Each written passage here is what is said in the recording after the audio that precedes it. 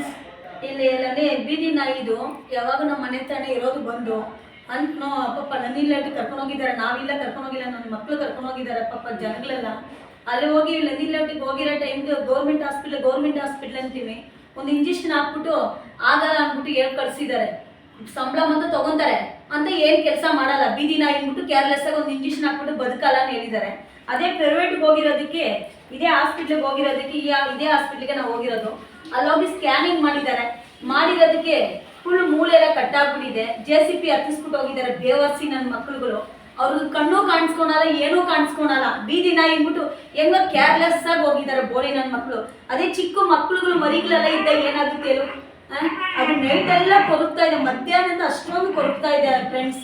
ನೋಡಿ ಈ ತರ ಬೋಳಿ ನನ್ನ ಮಕ್ಳು ಯಾವನೇ JCB ಅವನಿದ್ದಾನೆ ಹೋಗೋ ಟೈಮ್ಗಳಲ್ಲಿ ಸರಿಯಾಗಿ ಹೇಳ್ಬಿಟ್ಟು ಆ ದಾರಿಯಲ್ಲಿ ಹೋಗಕ್ಕೆ ಹೇಳಿ ಕ್ಲೀನಾಗಿ. JCB ಆದ್ರೇನು ಯಾವ ಬೇರೆ ಗಾಡಿ ಆದ್ರೇನು ಯಾವುದಾದ್ರೇನು ನೋಡ್ಕೊಂಡು ಓಡಾಡ್ಸ್ಬೇಕು.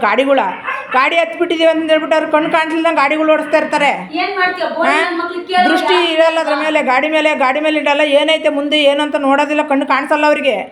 ಸುಮ್ಮನೆ ಹೋಯ್ತಾ ಇರ್ತಾರೆ ಅಷ್ಟೇ. ಮನುಷ್ಯರ ಮೇಲೆ ಹಂಗೆ ಹಚ್ಕೊಂಡು ಹೋಗ್ತಾರೆ, ಬಾಯಿಂದ ಪ್ರಾಣಿ ಮೇಲೆ ಹಂಗೆ ಹಚ್ಕೊಂಡು ಹೋಗ್ತಾರೆ. ಅವ್ರಿಗೇನು ಜ್ಞಾನಮತಿ ಇರೋದು ಇಲ್ಲ, ಐತೋ ಇಲ್ಲ ಅಂತಾನೆ ಗೊತ್ತಾಗ್ತಾ ಇಲ್ಲ ಜನಗಳಿಗೆ. ಈ ಥರ ಮಾಡ್ತಾವ್ರೆ ಸಾಕ.